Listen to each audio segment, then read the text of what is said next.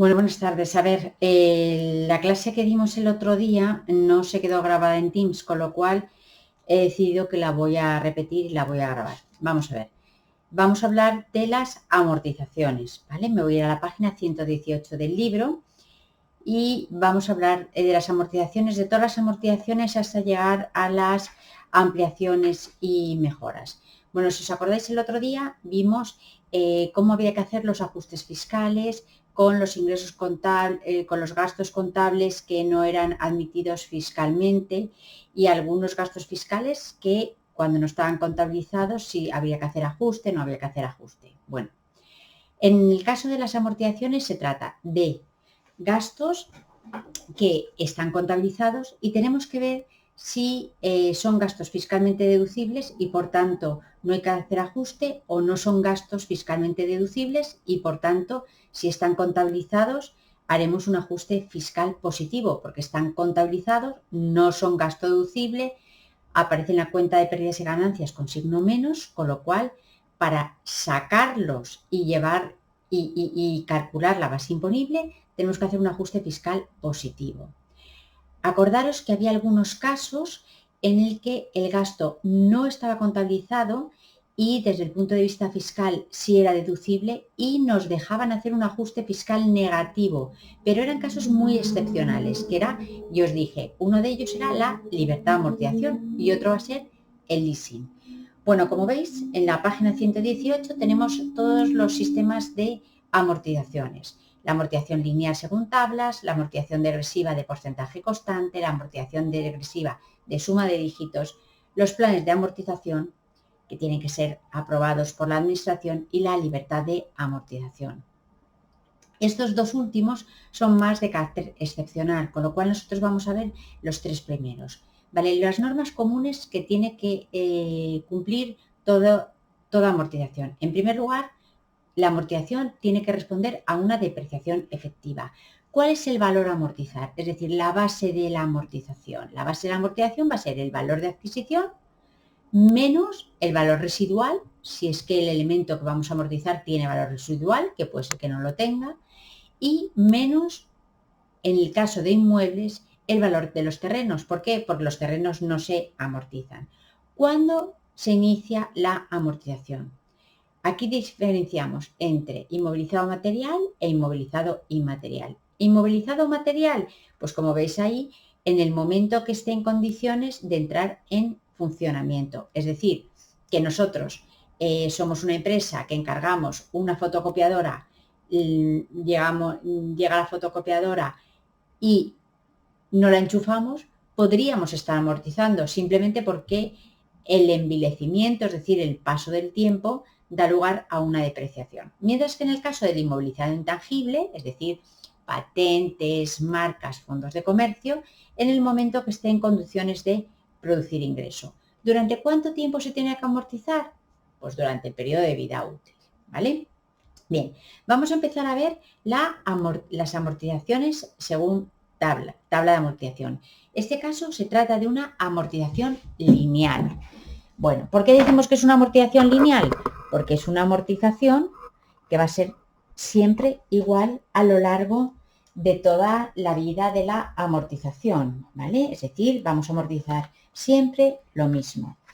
Bien, el impuesto sobre sociedades tiene unas tablas de amortización dependiendo normalmente del elemento que se trate y del código de contabilidad nacional al que pertenezca. Es decir, por ejemplo, que esté que sea una vajilla o una cristalería en servicio hotelero, o que sea una maquinaria industrial, ¿vale? Entonces siempre nos va a dar un coeficiente máximo de amortización y un periodo máximo de amortización. Esto es lo que nos da las tablas de amortización del impuesto sobre sociedades, ¿vale? Bien, lo que tenemos que tener claro es que un coeficiente por un periodo nos da el 100% de la amortización.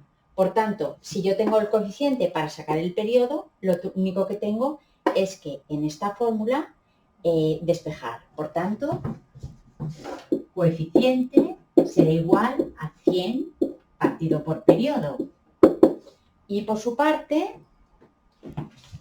periodo será igual a 100 partido por coeficiente. ¿Vale? Bien. Evidentemente, a todo coeficiente va a estar relacionado un periodo y a todo periodo está relacionado un coeficiente. Es decir, por ejemplo, si amortizamos con un coeficiente del 20%, ¿en cuánto tiempo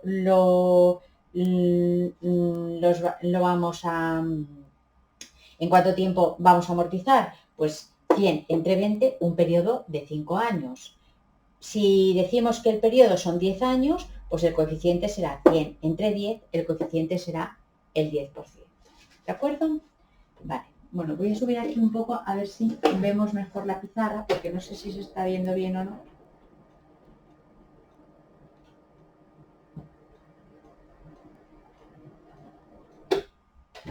Y no haya mucho reflejo.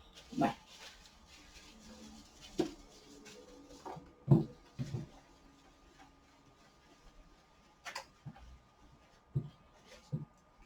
Vale. Lo que está claro, entonces os he dicho que las tablas de amortización me dan un coeficiente máximo y un periodo máximo. Vale, asociado al coeficiente máximo va a ir el periodo mínimo y asociado al periodo máximo va a ir el coeficiente mínimo. ¿Cómo obtengo el periodo mínimo? 100 partido por coeficiente máximo me da el periodo mínimo. ¿Cómo obtengo el coeficiente mínimo? 100 partido por periodo máximo me da el coeficiente mínimo, ¿vale? Entonces, yo, empresa, tengo que amortizar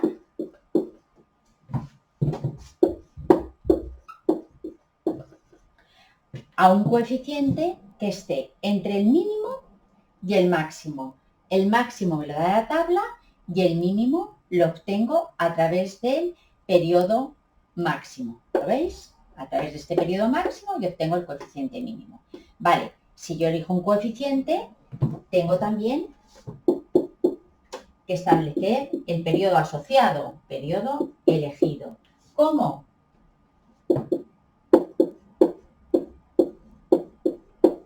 Como 100 partido por coeficiente elegido. Como 100 partido por coeficiente elegido. Es decir, yo puedo establecer un coeficiente entre el mínimo y el máximo, ¿vale? Y asociado a ese coeficiente va a haber siempre un periodo. O al revés, yo puedo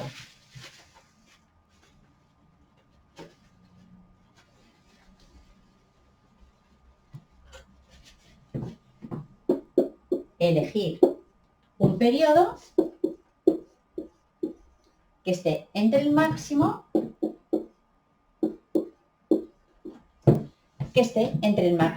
y el mínimo. El periodo máximo me lo da la tabla. El periodo mínimo lo saco indirectamente del coeficiente máximo que me da la tabla, ¿vale?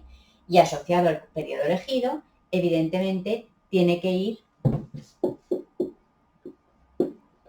un coeficiente elegido. ¿De acuerdo? ¿Cómo lo sacamos el coeficiente elegido? Pues 100 partido por periodo. Vale. Bueno, entonces,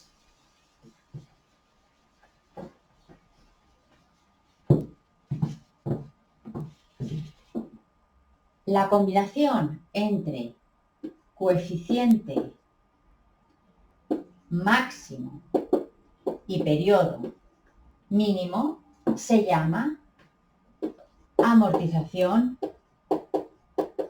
máxima.